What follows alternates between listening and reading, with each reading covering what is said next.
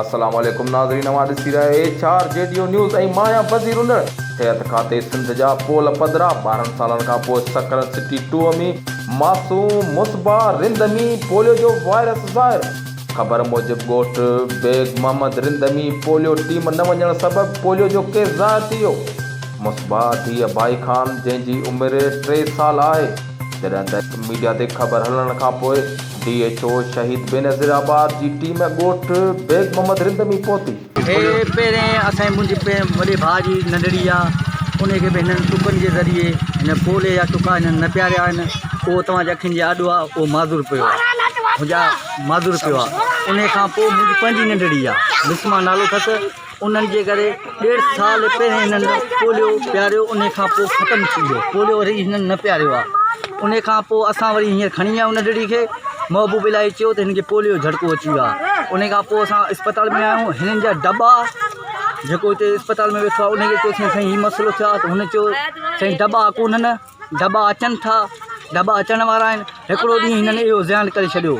वरी ॿियो ॾींहुं थियो, असां चयो साईं दॿा जी मसइलो हल असांजो कयो, नंढड़ी खे पोलियो थियो आहे। उन खां पोइ वरी हिननि चयो दॿा जी ॻाल्हि, पोइ मजबूरी में डॉक्टर पाण उथी अची हिननि खे दॿ ॾिनो अथसि, बाबा हिन जो नंढड़ी जो मसइलो हल कयो।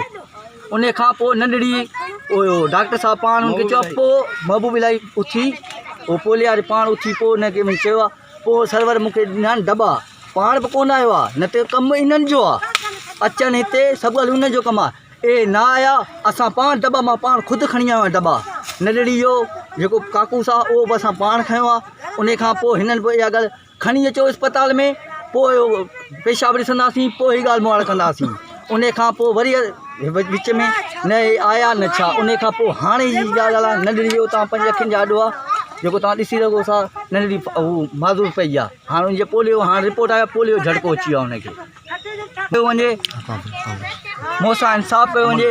असां अपील था कयूं, मां ॿिए खे अपील नथो कयां, ऐं सोशल वर्करनि खे अपील थो कयां, बराए महिरबानी करे, हे मूं ग़रीब सां नाइजादी थियो आहे, मूंसां हक़ कयो वञे। जी सर।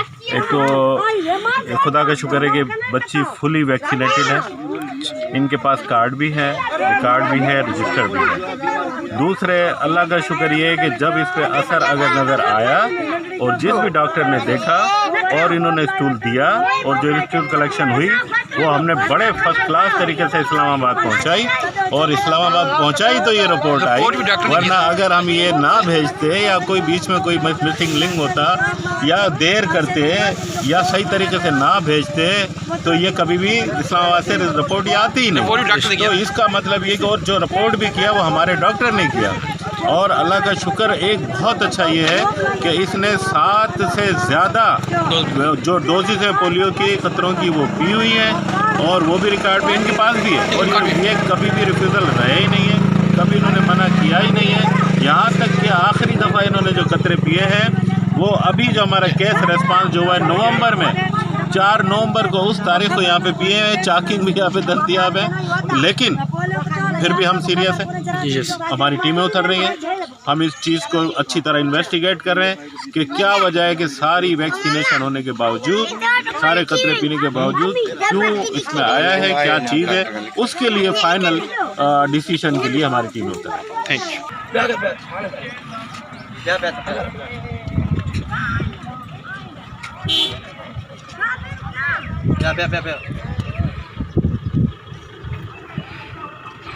मूंखे त पंहिंजे में स्वेटर ॾिठो।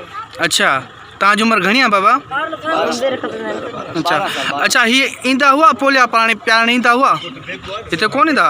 पहिरां हिनखे थियो, वरी हिनखे नंढड़ी खे थियो आहे। हिते केरु कोन ईंदो। असां ग़रीब माण्हू पंहिंजो किरायो भाड़ो करे पोइ असां खणी ईंदासीं। महीनो बि थी वेंदो हुअसि, 1.5 महीनो बि थी वेंदो हुअसि, 2 महीना बि थी वेंदासीं। पोइ हिनखे थियो पहिरनि जो, त मोबिलाई वठुसि। रोई मोबिलाई खे मूं चयो भई मुंहिंजो नंढड़ी जो रिश्तो, हुन चयो पोलियो अथसि, खणी वञीसि।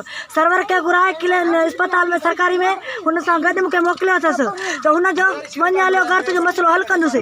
वरी बि कोन कयो अथसि, वरी हू डबल वियुसि किरायो भरे हुअसि। वरी चयो अथसि मोबिलाई क्लियर मां उथी आयो, तुंहिंजो गौर कयो थी, नंढड़ी घणे में पइजी वेंदो।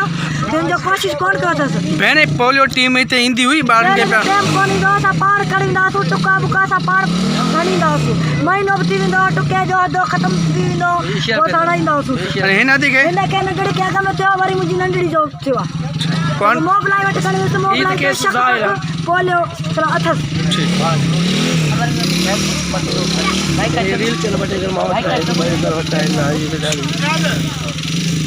वधीक ख़बरुनि अपडेट लाइ ॾिसंदा रहो HR JDO न्यूज़।